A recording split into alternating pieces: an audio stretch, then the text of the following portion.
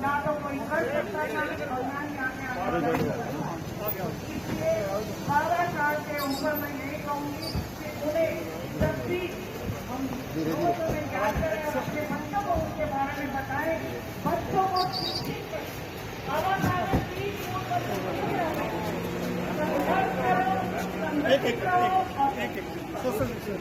संघर्ष हम बचपन से लेकर करते आए। एक के काम नहीं हमें कबड्डी घूमना पड़ेगा। थोड़े साइड में होके करो, साइड में। बाबा साहब भीमराव अम्बेडकर अमर रहे, अमर रहे। भीमराव अम्बेडकर अमर रहे, अमर रहे। साहब अमर रहे, अमर रहे, अमर रहे। वो नाम रोशन तब करेंगे जब वो शिक्षा के स्तर में पहुंच चुके। बनवारीलाल जी कैबिनेट मंत्री पहुंच चुके हैं। मैं यही कहते हुए धन्यवाद करूंगी।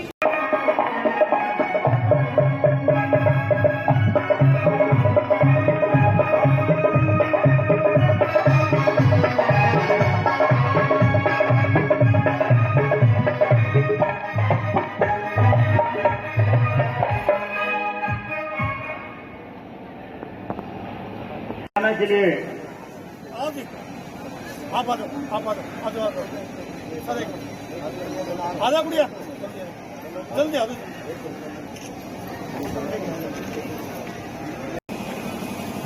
आज बरवाड़ा में भारत के संविधान रचयिता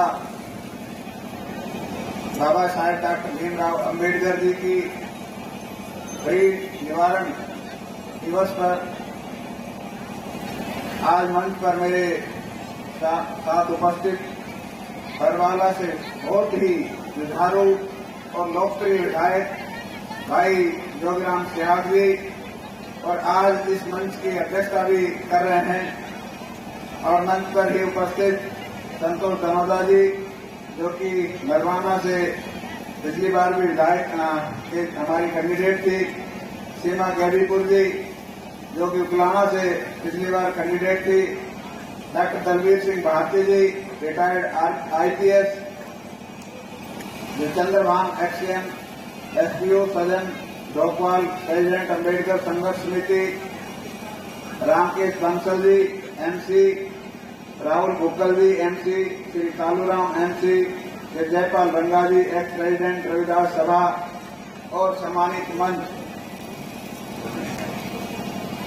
इंदिरा भारती जी, नरेश नैन जी, सम्मानित मंच और मेरे सामने उपस्थित सभी मान और सम्मान के योग्य बुजुर्गों, माताओं, बहनों, नौजवान साथियों, प्यारे बच्चों और पत्रकार व छायाकार बंधुओं, आज हम सब लोग बाबा साहब के परिनिर्वाण दिवस पर उपस्थित हुए हैं और आज मैं उनको उनके चरणों में श्रद्धा सुमन अर्पित करते हुए उनको सब नमन करता हूं और आज जिस तरह से एक महामानव के चले जाने से हमारे समाज को, पूरे देश को एक बहुत बड़ा नुकसान तो हुआ, लेकिन उन्होंने अपने जीवन के अंदर जिस समय में उनका जन्म हुआ वो समय ऐसा था जहां जात पात का बहुत बोलबाला था और गरीबी और अमीरी की एक बहुत बड़ी दरार थी और उस समय में उन्होंने इतनी बड़ी शिक्षा हासिल की।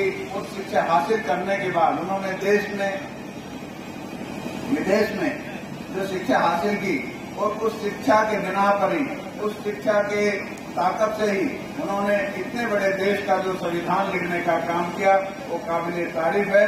वो एक साधारण व्यक्तित्व नहीं थे, एक महान व्यक्तित्व के धनी थे और आज पूरा विश्व उनको याद कर रहा है।